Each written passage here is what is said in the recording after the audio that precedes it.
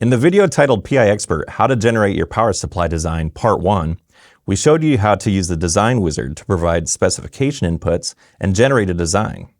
In this video, Part 2, I'll show you how the design wizard can be used to optimize for your best set of solutions. Designing a power supply is a complex process with many design options and parameters. The ability to optimize your design schematic during this process is key. Before PI Expert shows your final design, it takes you to the optimization window. We've provided a number of inputs, but many other possibilities have yet to be provided. Some parameters may not be available beforehand, for example, like the number of secondary windings. PI Expert simplifies this for the user. The optimization window helps you cut down on the thousands of designs possible to just the top solutions that meet the specification requirement. And you can specify how many of the top designs to show. For example, I'll reduce this from 6 to 5. For those top 5 solutions, you can define various cores.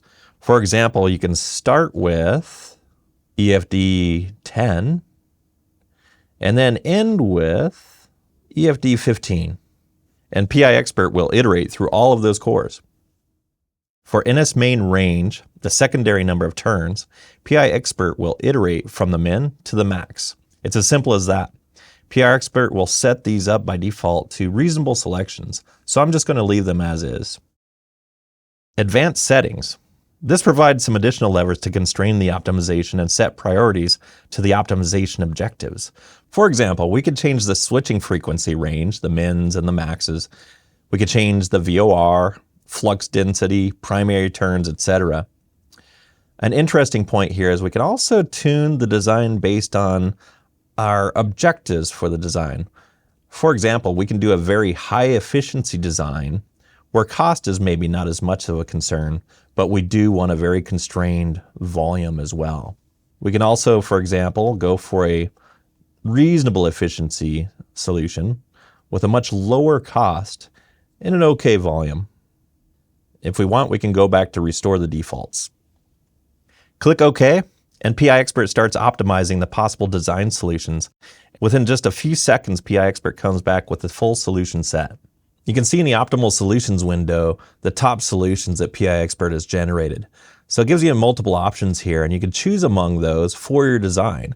There are various trade-offs. You can see the various fields here, the device, output tolerances, efficiency.